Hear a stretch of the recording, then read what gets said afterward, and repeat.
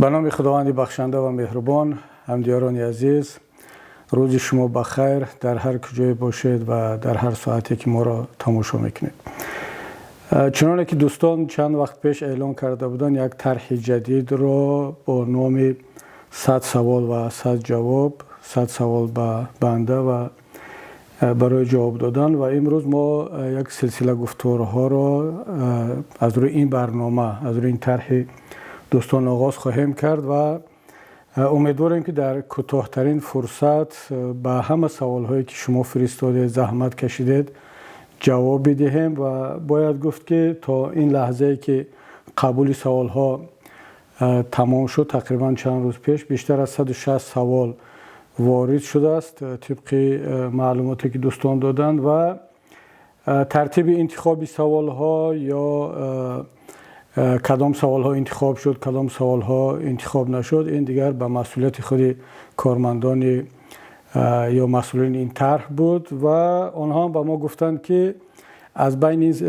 160 سوال 100 سوال را انتخاب کردند و اولویت به سوال‌های داده شده است که تکراری نیستند و چه در داخل همین طرح یا در صحبت‌های قبلی هم زیاد در این باره گفته نشده است و این چنین در آن هیچ گونه تحقیر و تهدید وجود ندارد و سوال‌های برای جامعه مهم هستند.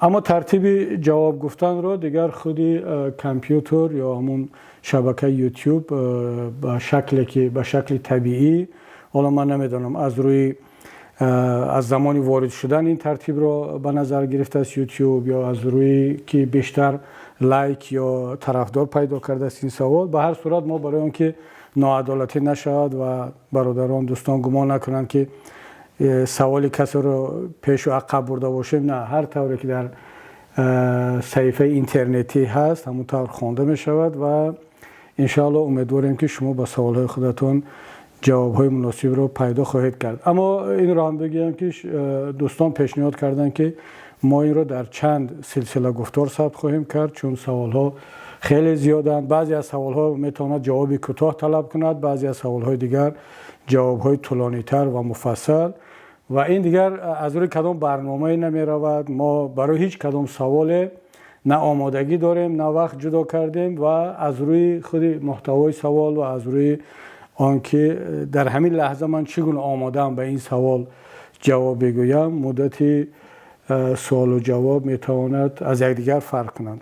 بنابراین همین با کمک پروردگار و با لطف و با صبر شما همدیاران عزیز شروع میکنیم از سوال یکم و هر مقداری که امروز خداوند نصیب کرده باشد و قدرت داده باشد جواب دادیم. امروز جواب میگیم، بعد باز روزهای دیگر به سوالهای بعدی. خب رفتیم. بسم الله. خب شروع میکنیم از سوال یکم. یک برادر با نام عبدالرحمن عبدالله سوال داده است. السلام علیکم برادر محیدین کبیری، من یک سوال دارم. وقتی که یک انسان عادل با ایمان از مردم سر قدرت بیاید، انشاءالله در آینده همین مهاجرانی که در دوام سالهای دراز کار کردند، مهنت کردند و همین وطن کمبودی بودجه دولت رو پرداخت کردند، یعنی سهم بزرگ گذاشتند، در همین روش اینها آینده در دم پیری از روی کاری که مهنتی که در مهاجرت انجام داده است می شود که یک قانون برآید که همین گونه مهاجران یک پنسه موافق همین مهنتش بگیرد. خب همدیران عزیز، شما مشاهده کردید که سوال خیلی هست، من هم خیلی میخونم بدون تحریر و البته بعضا متن سوال ها کمی پیچیده هستند، امیدوارم که برای همگان فهمه باشد. ببینید برادر عزیز عبدالرحمن، بسیار سوال مهم است. شاید که صدها هزار هموطنان ما که در خارج زحمت میکشند و طول سالها زحمت کشیدند، بعضی از تاجیکان ما شاید که 30 سال عمرش را در هجرت گذرانده ایستاده است، از سالهای 90 رفت است به روسیه، قزاقستان یا جای دیگر زحمت میکشد، جوانی را از دست داد، سلامتی را از دست داد، وطن پول میفرستد و این پول را هم خانواده‌اش استفاده میکند، اقتصادی تاجیکستان استفاده میکند، بانک‌های تاجیکستان، حکومت و اقتصادی تاجیکستان از حساب این مبلغ‌ها میچرخد. و باید این رو هم بگوییم که بیشتر از 50% درآمد بودجه حکومت و مجموع محصولات داخلی کشورمان از حساب مبلغ‌های مهاجرین هست. اگرچه سالهای آخر حکومت این معلومات را دیگر آشکار نمی‌کند، پنهان می‌دارد، برای آنکه تاجیکستان یگانه کشوری هست که در سطح جهان این مقدار مبلغ مهاجرین در مقایسه با بودجه کشور وارد می‌شود و میتوان گفت که مهاجرین خب خداوند است رزق رسان، رزق دهنده، ولی رزق رسان که اون رزق را خداوند می‌دهد، رزق رسان مردم تاجیک، مردم وطن ما این مهاجرین هستند. حالا سوال این برادرم همین است که مثلا یک نفری که در داخل کشور کار میکند، به اقتصاد به بودجه درآمد میارد، او بعد پنسه میگیرد، نفقه میگیرد، حالا نفقه کم هم که باشد یک چیز میگیرد. اما چرا یک نفری که در خارج کار میکند و مبلغی بیشتر میفرستد به تاجیکستان، این از نفقه محروم است؟ سوال بسیار منطقی و عادلانه هست. اگر دوستان با گوگل سر بزنن یا با سایت ها، در سالهایی که من وکیل مجلس نمایندگان بودم یک بار این مسئله را برداشتم در وقت اصلاحات قانونی نفقه که وقتی آن رسیده است، یعنی هنوز تقریبا 10 سال پیش در پارلمان این مسئله برداشته شد از طرف ما که وقتی آن رسیده است که ما مهاجرین را با مناسب به اون مبلغی که از طریق بانک وارد تاجیکستان میکنن اون را به حساب گرفته شود و از روی اون نفقه تعیین کرده شود.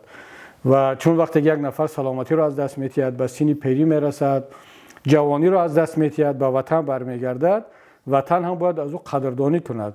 حکومت باید از او در زمان پیریش قدردانی کند، او را دستگیری کند و بسیار سوال مهم است. اما اون قسمت آخر سوال که اگر حکومت عوض شد چیکار میکنه؟ من فکر میکنم که حکومت حاضره منتظر نشود که یک حکومت جدید بیاد و بعد این قانون را قبول کند، باید هر چه زودتر این قانون را قبول کند.